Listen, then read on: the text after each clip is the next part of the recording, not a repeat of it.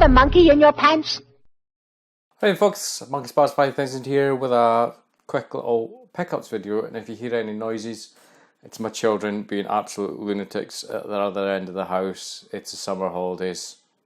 They are children, I suppose. I'm just looking down my pickups. So I'm doing to make sure they're not falling off my legs. Majority of them are Spectrum games, apart from a peripheral, which isn't a Spectrum peripheral. But we'll start with the first item. Something that I saw on a Facebook selling page a little while back, and it was a case of, it was one of these items. It's a raffle, buy like 49 tickets or something, buy a ticket each at £1, and I bought like 4 or 6 tickets, something like that, and it was a Codemasters game. Never heard of it, but looking into it a little bit more, it's quite sought after and quite hard to find. You can't see any listings on eBay or completed listings or anything like that. And I won. It's one of those things, you never win anything, and I won, and I finally won. I was like, yay! But it was Grell and Fella. It is. It's a Codemasters game. Never played it. Still not played it. But I collect Spectrum games full stop. But I primarily collect Codemasters and Hit Squad games. So I was quite happy. Grell and Fella in the Enchanted Gardens. I don't know if you can see it, but it looks like he's about to bum hump the bunny rabbit, suppose. And I mentioned, so that was that Facebook sort of raffle win. Yay, happy days. Never win anything. Won that. The next items, there's a couple of guys on Spectrum selling page, I should say, on Facebook that I buy stuff from now and again. I've only ever bought from a couple on there, and whatever one of them puts up something, I'll have a wee look, and if there's anything that I've not got, I get, basically. So this is a Hit Squad game, and it's one of these games that if I was going to play, I'd say I'd probably never seen the film, and then somebody would say, you need to watch the film, because that's generally how it works and how it goes. Never played the game, never seen the film.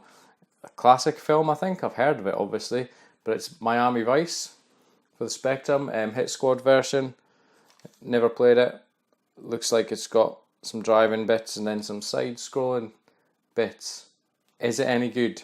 Is the film any good? Should I watch the film first? Never. I do not know. It's like there's so many games that I've done gameplays of, and then people are like, "You never seen the film?" I was like, "Sorry, never seen the film." Next game is a game that I never even actually knew was out on the Spectrum. It's a classic game for me on the Amiga. So when I saw this, I was like, "Oh, I'll have that and add it to the collection. I'll give it a shot." But it's Lotus Turbo Challenge. Brilliant game on the Amiga. Looks a bit ropey on the Spectrum is all I'm going to say. I will obviously be doing all gameplay videos of these at some point, but never knew. Originally cost $3.99 from somewhere. Wow. Never knew it was a game on the Spectrum. And I saw this and I was like, cool. I remember watching this cartoon when I was a kid. The game must be pretty cool. But it's Danger Mouse in Black Forest Chateau. Remember Danger Mouse, Penfold? And I thought, cool, a Danger Mouse game. And then I looked at it. You're not going to be able to see the graphics on it, but you know what I mean. If you squint, you might. But it looks like a text adventure. And the reason I say that is because it says on the back, you have fallen into the something. There is a great white shark here, and luckily he is a lone shark, and he takes a great deal of interest. You swimming about the moat. Do you want to? And then it gives you choices. So it's like a texty type adventure game. Danger Mouse text adventure. Come on. Is there any better Danger Mouse games? Are there any better Danger Mouse games? Next game is a game that I've played on the Amiga and I've played on the Commodore 64. Very, very good version of the Commodore 64. I've got great memories being at my friend's house. The loading screen with the music and a picture of this helmet, if you know what I'm saying, predominantly on the screen, and then the music plays while the game loads. Awesome game. Never played it on the Spectrum, but it's a game that I didn't have. It's one of these games I'm going to say, unfortunately, it's probably better on the Commodore 64. I'll leave my judgment until I actually play it. But Silkworm on the good old Spectrum. Like I say, awesome memories of playing this game with my friends, particularly, it was maybe on the Atari ST, not the Amiga, but on the Commodore 64 as well.